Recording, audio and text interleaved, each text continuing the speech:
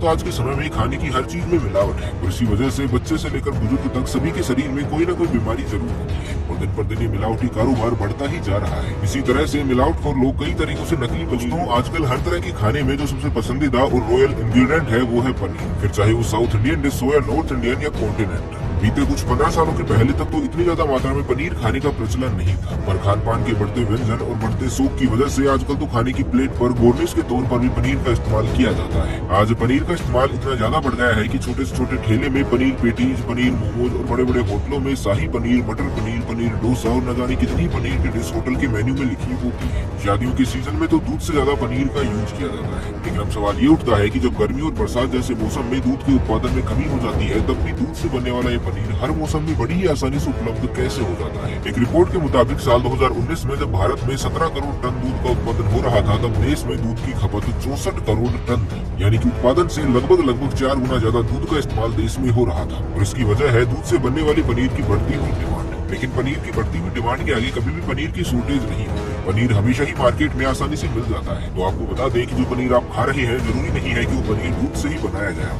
आप सोच भी नहीं सकते हैं कि पनीर किन किन चीजों से बनाया जाता है। आज के अपने इस वीडियो में हम आपके सामने नकली पनीर बनाने वाली कुछ ऐसी फैक्ट्रियों का खुलासा करने वाले हैं और आप देखेंगे कि इन फैक्ट्रियों में किस तरह से ऐसा पनीर बनाया जाता है जिसे खाने के बाद इंसान को पोषक तत्व नहीं मिलते हैं, बल्कि उसके शरीर में कई तरह की बीमारियां पनपने लगती है और लोग डॉक्टरों के क्लिनिक के चक्कर लगा। पहले बात कर लेते हैं सिंथेटिक पनीर की। सिंथेटिक पनीर को बनाने के लिए सबसे पहले बढ़िया क्वालिटी के दूध को लिया जाता है और उससे सारी क्रीम निकाल ली जाती है। इस दूध से तब तक क्रीम निकाली जाती है जब तक इस दूध के सारे पौष्टिक तत्व खत्म नहीं हो जाते हैं। वैसे दूध को सिंथेटिक दूध के नाम से भी जाना जाता है। इसी सिंथेटिक दूध से सिंथेटिक पनीर बनाने के लिए इस दूध में अरारोट मिला दिया जाता है, जिससे अरारोट को मिला देने से दूध काफी गाढ़ा हो जाता है। अरारोट असल में एक जड़ का पाउडर होता है। अरारोट का उपयोग व्यावसायिक स्तर पर जेली और पेस्ट्री आदि बनाने में किया जाता है। इसके अलावा कुछ कॉस्मेटिक प्रोडक्ट जैसे टेलकम पाउडर आदि बनाने में तथा ग्लू बनाने में भी इसका काफी इस्तेमाल होता है। अब अरारोट मिले सिंथेटिक दूध को फाड़ने के लिए इसमें छेने का पानी मिलाया जाता है। इसके बाद एक बड़ी सी कढ़ाई में इसमें फॉर्मेलिन मिलाने के बाद काफी देर तक इसे पकने के लिए छोड़ दिया जाता है। ये फॉर्मेलिन इसलिए मिलाया जाता है ताकि इस दूध से बनने वाला पनीर लंबे समय तक फ्रेश दिखाई दे सके। फिर जब ये पनीर पूरा बनकर तैयार हो जाता है तो उसमें से पानी निकाल कर पनीर को ठंडा करने के लिए कपड़े में बांध कर किसी भारी चीज से दबाकर रख दिया जाता है, जिससे उसका बचा हुआ पानी भी निकल जाए और पनीर एक अच्छे से शेप में तैयार हो जाए। उसके बाद तैयार हो जाता है लोगों का पसंदीदा पनीर। कहीं कहीं नकली पनीर बनाने वाली फैक्ट्रियों में दूध की जगह दूध के पाउडर का भी इस्तेमाल किया जाता है।